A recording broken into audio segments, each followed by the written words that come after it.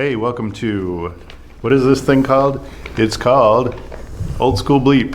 And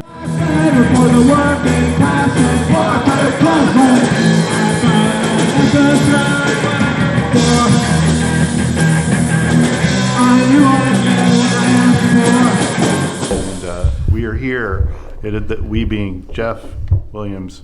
Jeff Williams.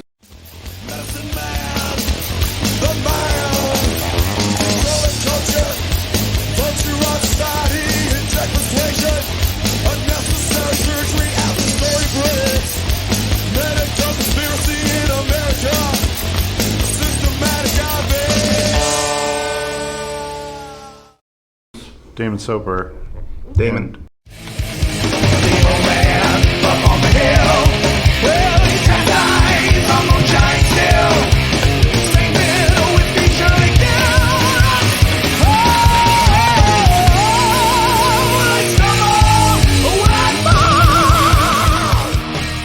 And I myself, Scott Faingold. Push that button, pull that lever, the boys are down are so clever. Keep that pizza, kill that chicken, it's all toxic, and you're all stricken. You can wet your pants or technological advance. That's just another step toward doom. Another contraction, dreamed into action. You're sleeping in the room, man, you're not even here, man.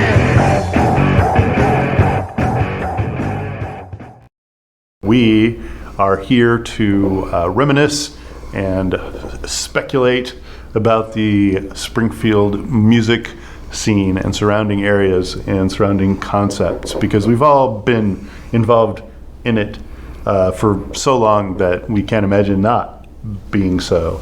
And we've all played in numerous forums and projects and with each other and without each other and all up and down and all around. So we've got so many stories, and it just seems like there's got to be a place to put all that stuff, because it all just floats around in our brains, and if we get together and we talk, then it's in the air, but it doesn't get captured anywhere. So we thought, why not try to get it down somewhere and share it with all the people, because it can nourish all of us.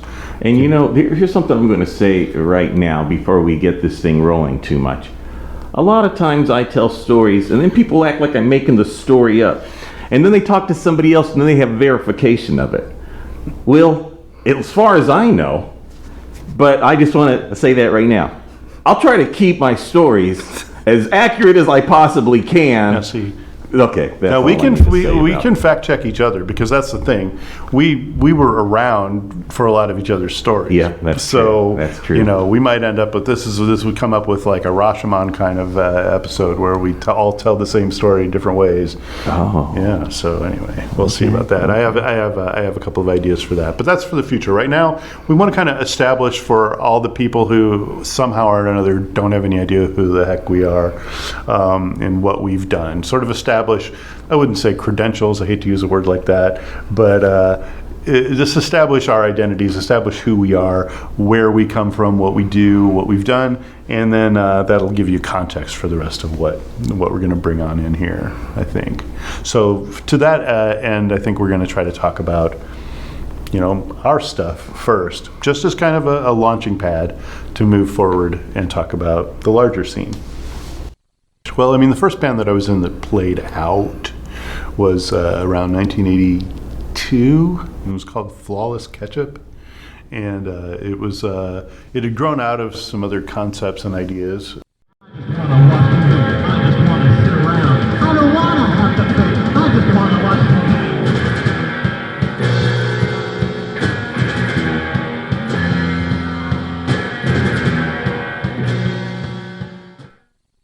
But it was basically my friend Matt Galletti, who's since passed away, on drums, and Pete Bleicher, who actually left before we became Flawless Ketchup, on guitar, and Tom Armstrong, who was the mostly lead singer. But that grew out of a cassette that we had made in the summer of 1981 that was my solo album. I put it in quotes, but it really was. I guess maybe album should be in quotes because it was made on a cassette.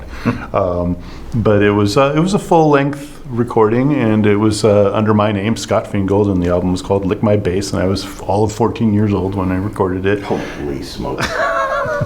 And we put it out there, and it got some exposure. I mean, I remember it got written up in Jet Lag magazine as far away as St. Louis, which was in one of their critics' top 10 lists, maybe as a joke, I don't know. And after that, we sort of started getting a little more serious. There were no drums on that record. It was a rather experimental and weird affair, kind of influenced by the Residents and early PIL. Lick my bass, baby, lick my bass. Lick my bass, baby, lick my bass.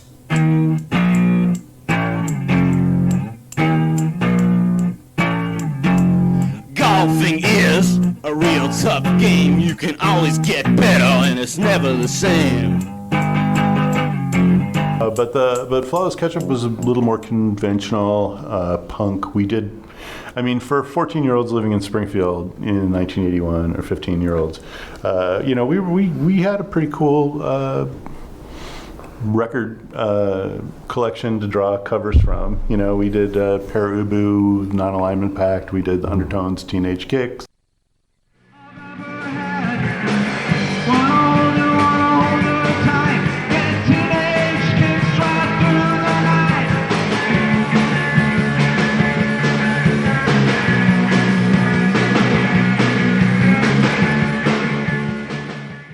We did a B-52 song long before Rome and long before those days. Right. But we didn't even play Rock Lobster. We did 6060842, which is a pretty, wow, that's a good one. It's a good obscure track from the first. And we played a couple of weird shows. We played. There was really nowhere to play. Like there were no underage. All ages locations to play in 1981, 1982. And punk rock was something that maybe there were 6 people in town who liked, maybe 12. It was so weird at that point when all of a sudden you would discover somebody else outside of your group that liked that. You know what I mean? Because there was like 4 of us. And then we were like, oh my God, there's other people. Exactly. It was like this desert, and then you discovered that there were little pockets. Right, exactly. I mean, we had no idea that you and Gary and Baker and everybody were over on the north side, and we were over we were going to southeast, and we eventually heard of each other, but it was weird little pockets. So we would do stuff to try to just play in front of people. We played we played a Battle of the Bands at Springfield High, and lost. And we played, we lost to Tim Hart's old band, whose name I can never remember. That's what I was going to say. What was that band called? Yeah, I can't remember. God, I usually know it. Tim would know, obviously. So, but we also did like a thing where we played illegally after hours at the old Fox movie theater, where we just spread the word among teenagers and word of mouth. Yep, word of mouth. And we had a friend, Tom. I don't think he worked there as an usher yet. I think that was later. But we had friends who worked there as ushers, and they just waited till the boss went home, and then they brought in. We didn't even have a PA though. I mean, Tom would be singing through a microphone that was plugged into the same amp as guitar was. Right. I have no idea what that must have sounded like. Was that Carl Tonjes was the manager? Was that maybe might have something been like that? No, I mean the manager was some, to us, very old guy who's probably younger than the 3 of us are now. Right. But Seemed like seemed definitely. I mean, I think technically, if I was 16, I would definitely think that I was old at this point. But he went. He would leave, this guy, he would go over to Ballestri's Bar and Grill, which was across the street, and they would watch. And he would say, I'm coming back, but then he would just get in his car after he had a couple drinks, and he would just drive away. And then it was time to have fun at the after hours pub that was the Fox Theater, like free popcorn. And where was the Fox? The Fox was on MacArthur. MacArthur, right. On the corner there? Yeah, on the corner there. But not down from the Esquire. No, not the Esquire. It was the Fox. Basically where like where Dollar Tree is now, kind of. Which Gary Swaggerty, by the way, used to call the Esquire the Mouse Squire. Because he swears, he's like, Jesus Christ, I was sitting in there, that buttered and piss on the floor, and then all of a sudden something bumps into my foot, and I thought of Laura. I looked down, it's a damn mouse running around, freaking mouse wire. Anyway, Mouse sorry. Squire. Mouse Square. That's hilarious. Yeah, this was the Fox, which was like, it was just, I think it had 2 screens maybe. It was kind of like where, oh God, where there was a Diamond's Pizza, or the strip Diamond's- mall there? It was right Yeah, down, it was on that like, strip, right. to the west, like the very Never far went to that one. southeast corner, the southeast corner, kind of closest to MacArthur, and it was just, it was the Fox. It was Theater. freestanding. It had its own building. It wasn't part of the strip Yeah. mall. And it was, That's why that's part of why that lot is so cleared out, kind of looking. because it used to be a theater there. And it was a big screen, and we played underneath the screen. I remember they would project the movie behind us, which I'm sure was violating some kind of royalty issue. But we did that and never got in trouble, although I remember the cops did come around and we had to look out, and we just kept quiet and closed the doors until they went away. And Tom has gone on to have a Tom Armstrong, really good he had a great career music now. career. Yeah, he was in a sort of a grunge era band called the Hollow Men that played very heavy kind of psych rock, and they were really great. They did a lot of touring, played with bands like Sonic Youth and Screaming Trees and stuff like that. And they were based out of Iowa City? They were based out of Iowa City. Iowa City, yeah, that's what I thought. Yeah.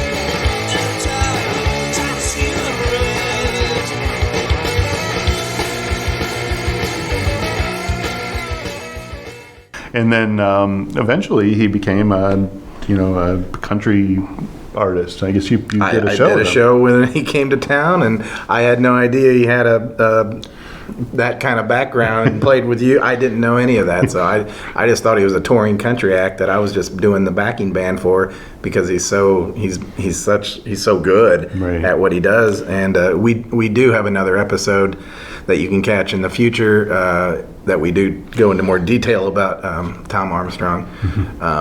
Yeah, his punk rock days.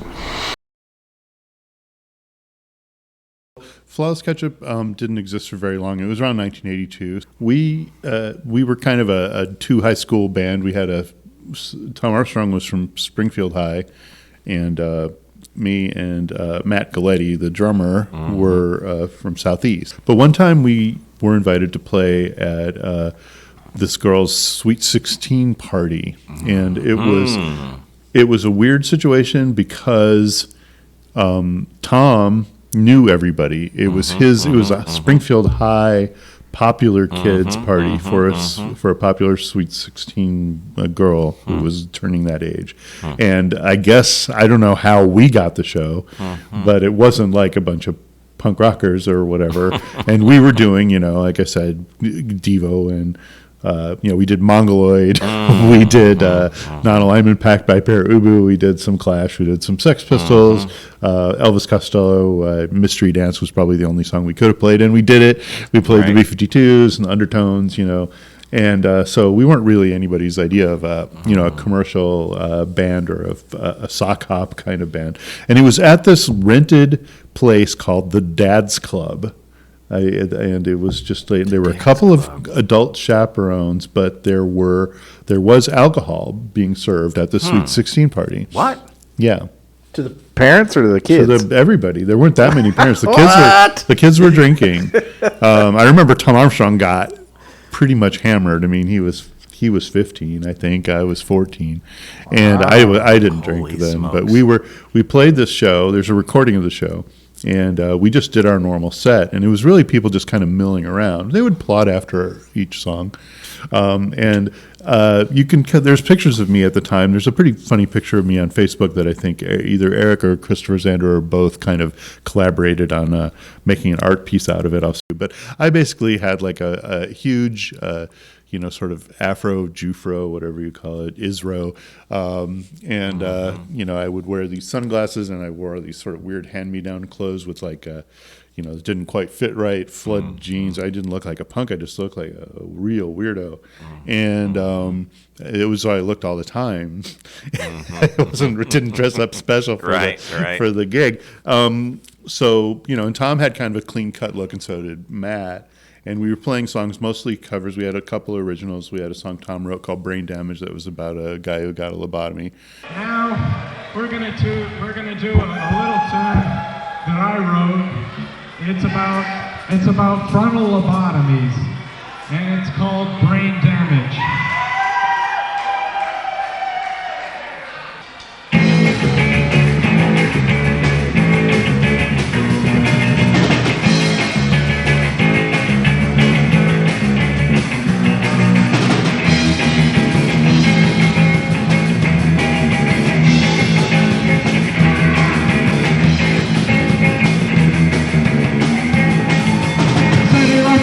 So the doctors cut it out. Now he can't live on his own. They sent him away to a little rubber room where everyone lives on his own. Got brain damage, brain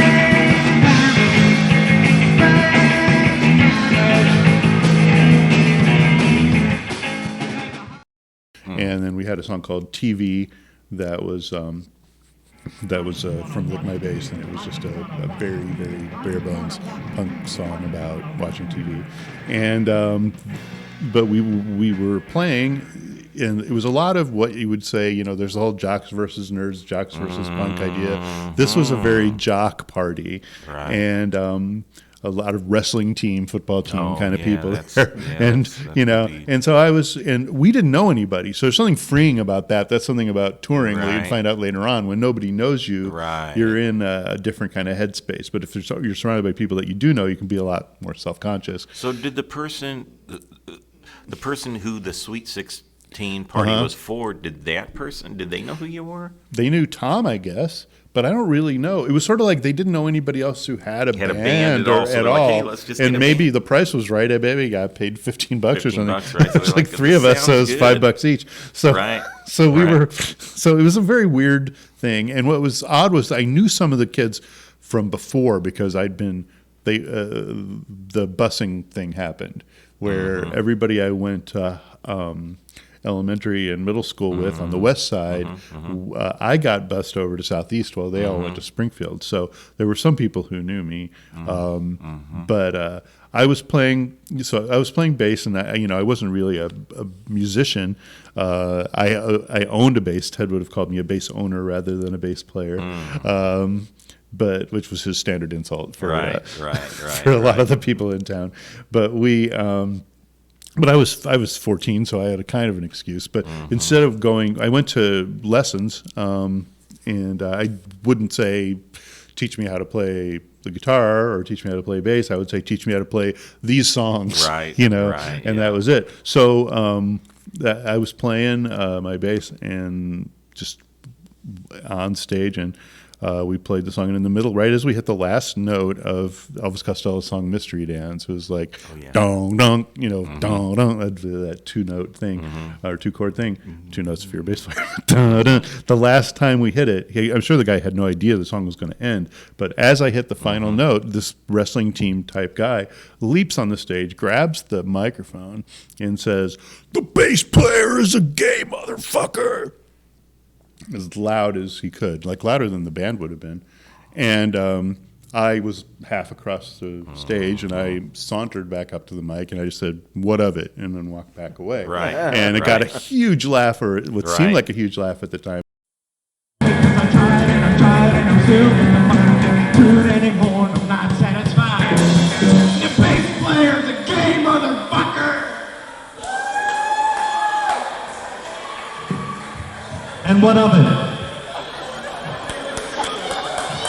Hey, I'm really glad that you guys like us, because we really like you.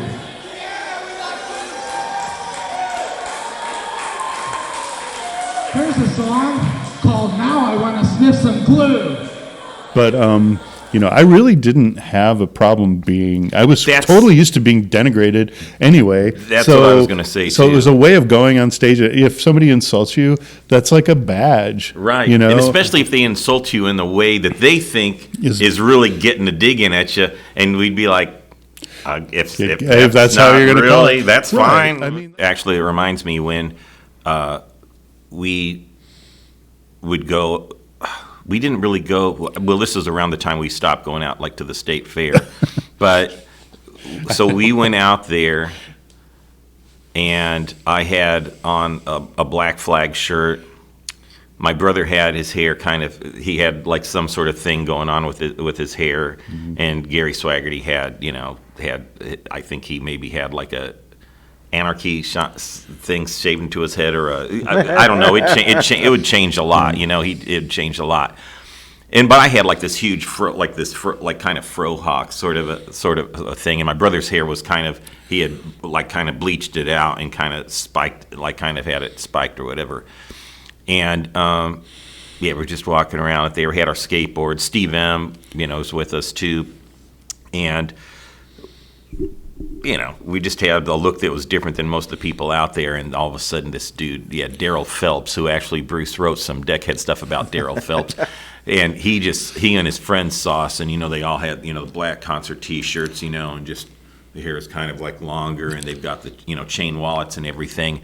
And all of a sudden, I didn't even see them coming towards us, but they were kind of coming towards us, and they were a little bit older than us, so you're kind of intimidated, but also, you could outrun them. We all ran track and stuff. You know what I mean? We felt like we could run away from these dudes. But you still were kind of like, didn't really want to get in a fight. And just all of a sudden you just hear, black faggot, and it's like, oh God, here we go. You know what I mean? And so it's just like, okay, you think that's a huge insult to, I don't, that's Right, fine. That is not, but in their minds, it's like the worst thing you can say, possibly say. And so they're coming coming up on us. And so we just, we'd like take off. That was around the time we're like, maybe the state fair's not, not really the best. maybe it's not really for us.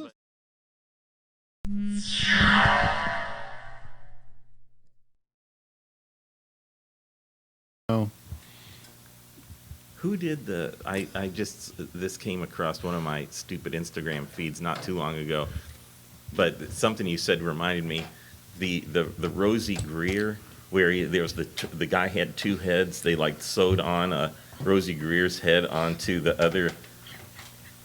Do you remember that one? Is he a football player? Yeah, he was a football player. He was like one of the best linebackers, and then he turned into an actor when he retired. Right. But It was he like had the early 70s. Kind of had a fro, Right. was kind of Yeah. big dude, and they sewed his head onto this, like I think it was like sewed onto like a Was it racist like body or something.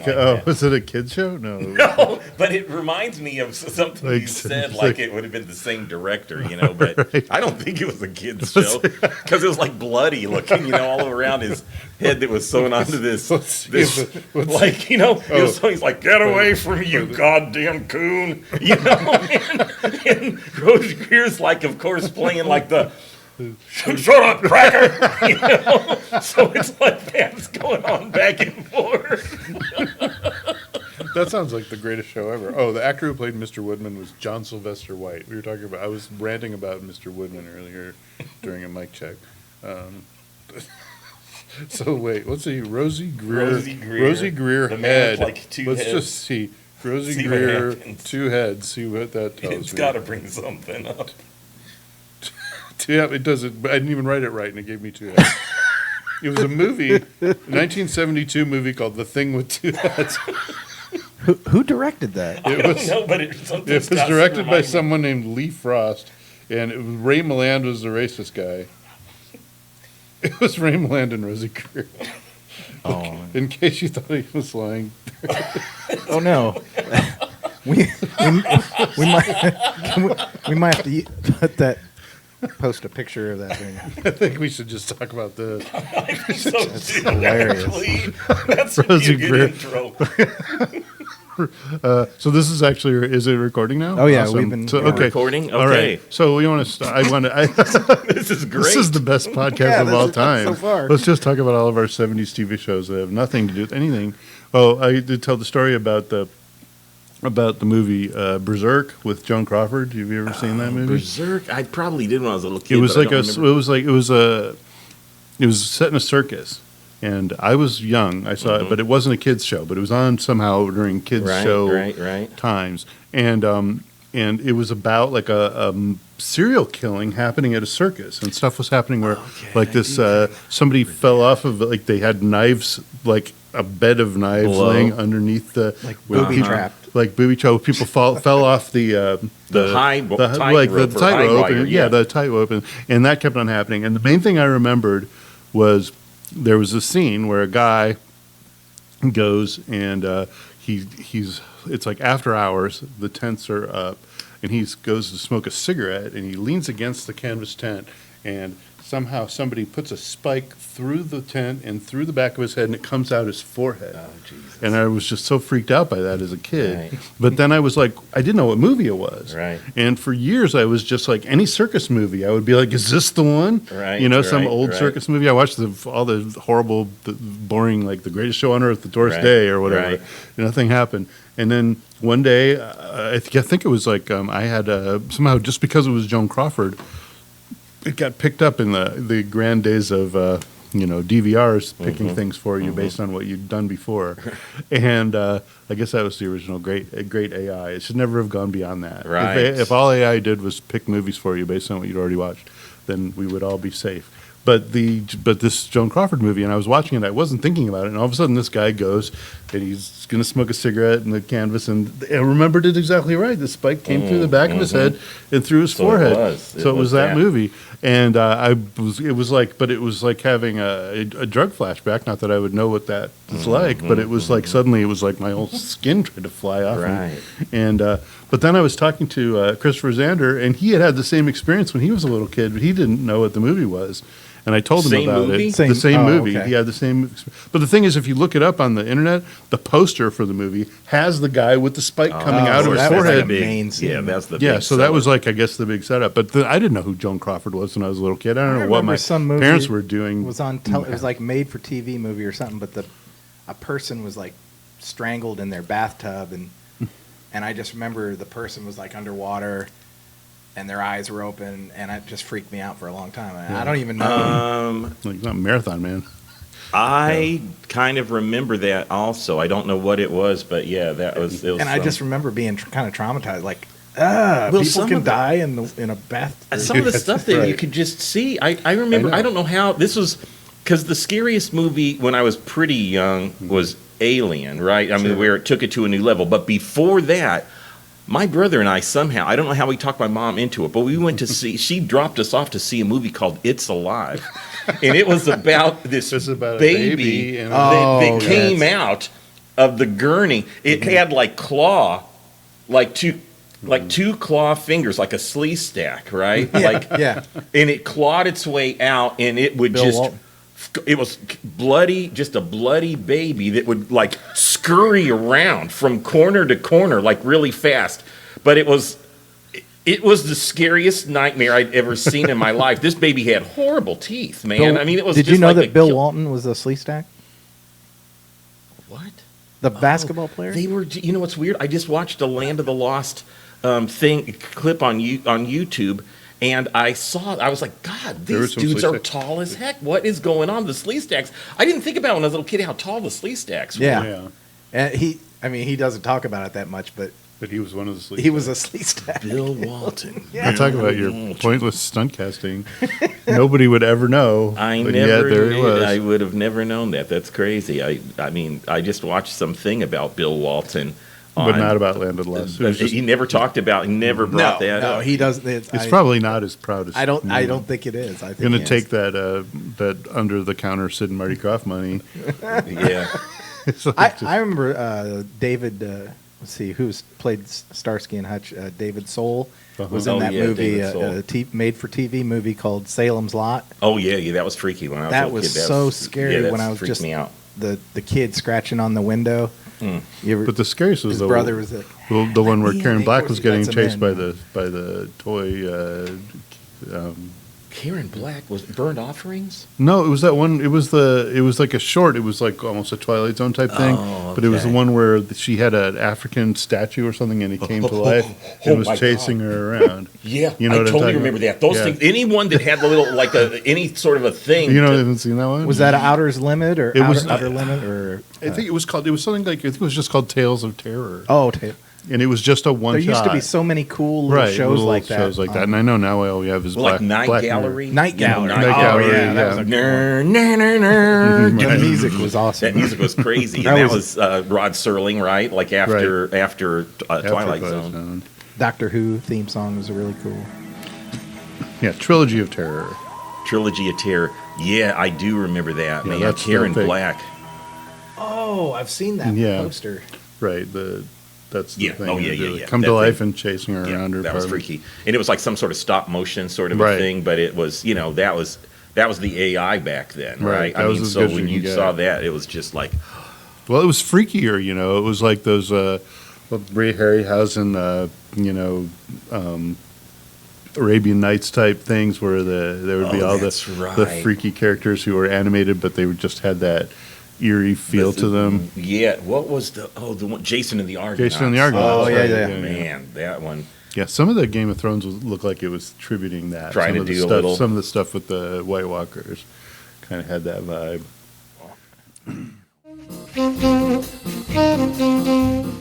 So we start playing. He starts just going crazy, and so it's like kind of just running into the Tober brothers and Dave. So they kind of start too. It was like a pit was happening. It was like they were four like people, four guys, just yeah. four dudes just hitting each other.